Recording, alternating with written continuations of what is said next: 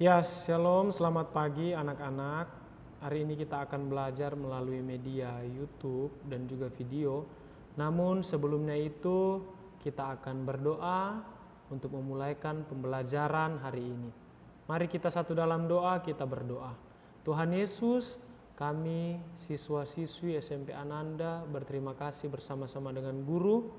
Boleh ada sampai detik ini semua karena anugerah Tuhan.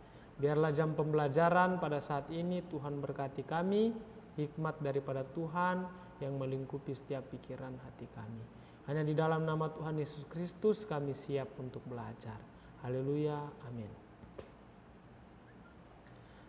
Nah, hari ini kita akan belajar mengenai gereja yang mengajar. Namun kita akan sedikit membahas tentang beberapa tugas panggilan gereja. Ya, tugas panggilan gereja. Nah, adapun tugas panggilan gereja yang kita sudah pernah pelajari, yang pertama, gereja yang melayani yang kita sebut dengan diakonia, gereja yang bersaksi yang kita sebut dengan marturia, gereja yang bersekutu yang disebut dengan koinonia, dan yang terakhir akan kita pelajari adalah gereja yang mengajar yang disebut dengan didaskalia. Gereja yang mengajar di sini yang dimaksudkan adalah supaya gereja memberikan pengajaran yang benar tentang pengajaran firman Tuhan. Nah, sebelumnya itu kita akan bahas kata dasar dari kata mengajar. Kata dasar dari kata mengajar yaitu disebut dengan kata ajar, memiliki arti atau petunjuk yang diberikan kepada orang supaya diketahui atau dituruti. Sehingga di dalam pembelajaran atau di dalam mengajar itu ada yang namanya guru yang mengajar beserta peserta didik, mereka yang diajar.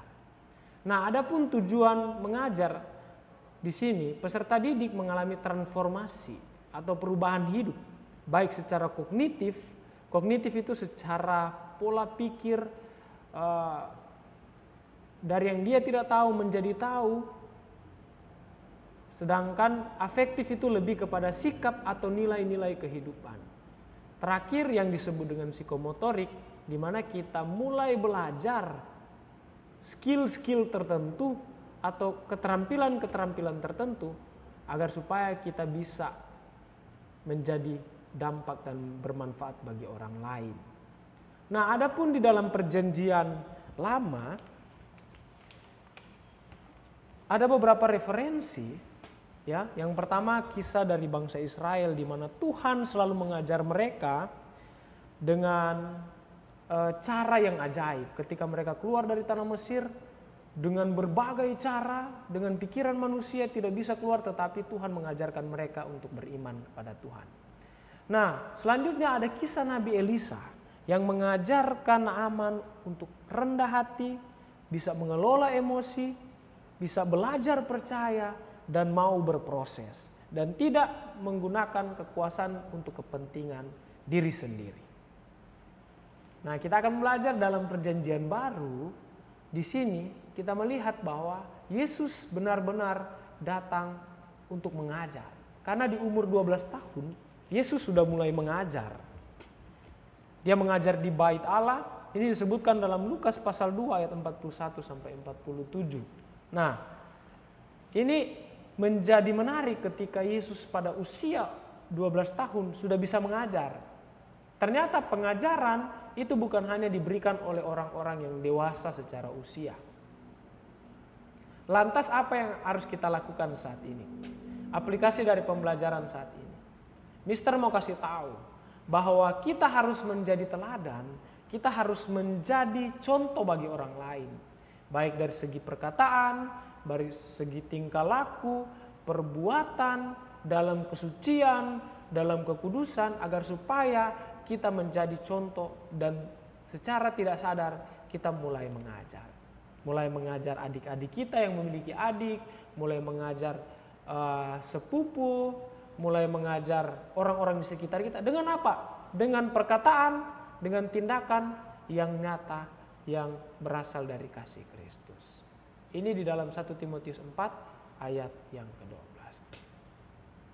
Nah, oleh karena itu kita harus benar-benar mengubah hidup kita agar supaya menjadi lebih baik, supaya kita bisa mengajar. Nah, saat ini kita akan mengakhiri pertemuan kita di video ini.